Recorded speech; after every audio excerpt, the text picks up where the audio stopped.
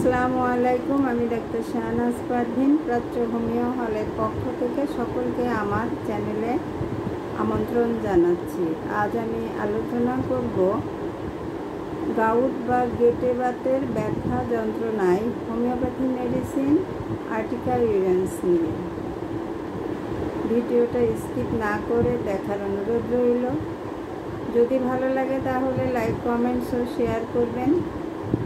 যে সকল ভাইরা ইতিপূর্বে সাবস্ক্রাইব করেছেন তাদেরকে অসংখ্য ধন্যবাদ, এবং যারা এখনও করেননি তারা সাবস্ক্রাইব করে পাশে থাকবেন। চলুন তাহলে ভিডিওটা শুরু করা যাক। তো আমাদেরকে প্রথম জানতে হবে গাউট বা গেটে বাত কী এবং কেন হয়। বাত অনেক প্রকারের হয়ে থাকে, যেমন ক্ষুদ্র সন্ধিবাত, বৃহৎ সন্ধিবাত এবং পেশিবাত।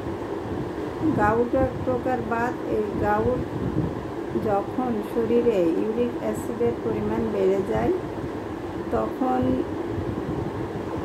হাত এবং পায়ের ক্ষুদ্র ক্ষুদ্র সন্ধিগুলি বা গাঁটগুলি ফুলে ওঠে, ব্যথা এবং যন্ত্রণা হয়।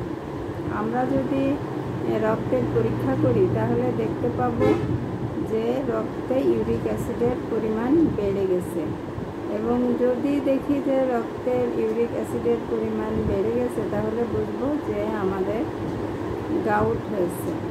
তো এখন আমি আপনাদের সাথে এই গাউটের ব্যথা যন্ত্রণায় আর্টিকা ইউরেন্সের লক্ষণগুলি এবং আর্টিকা ইউরেন্স খাওয়ার নিয়মগুলি জানাই দেব।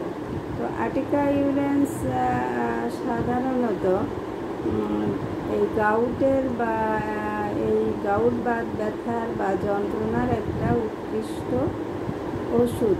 এতে কি হয়, গাঁটগুলি ফুলে ব্যথা এবং যন্ত্রণা হয়, এবং একটু নড়াচড়া করলেই ব্যথা হয়। তো যদি আমরা আর্টিকা ইউরেন্স খাই তাহলে আমাদের শরীর থেকে প্রস্রাবের সাহায্যে ইউরিক অ্যাসিড বের হয়ে যায়, আর এই ইউরিক অ্যাসিড বের হয়ে গেলে গাঁটগুলির ব্যথা বা যন্ত্রণা কমে যায়। তো আর্টিকা ইউরেন্স খাওয়ার নিয়ম হচ্ছে, আর্টিকা ইউরেন্স 200 শক্তি নিয়ে 4 ঘন্টা অন্তর 3 ফোঁটা করে খেতে হবে, যতক্ষণ না পর্যন্ত ব্যথা বা যন্ত্রণা কমে। এছাড়াও এই শক্তিকৃত ঔষধের সাথেও যদি আমরা মাদার টিনচার আর্টিকা ইউরেন্স 15 ফোঁটা করে নিয়ে হাফ কাপ উষ্ণ গরম পানিতে দিনে 2 বার খাই তাহলেও এই গাউট বা বাতের ব্যথা যন্ত্রণা কমে যায়, এবং যদি দীর্ঘদিন খাওয়া হয় তাহলে একেবারেই নিরাময় হয়ে যায়। তো দর্শক, আজ এই পর্যন্ত।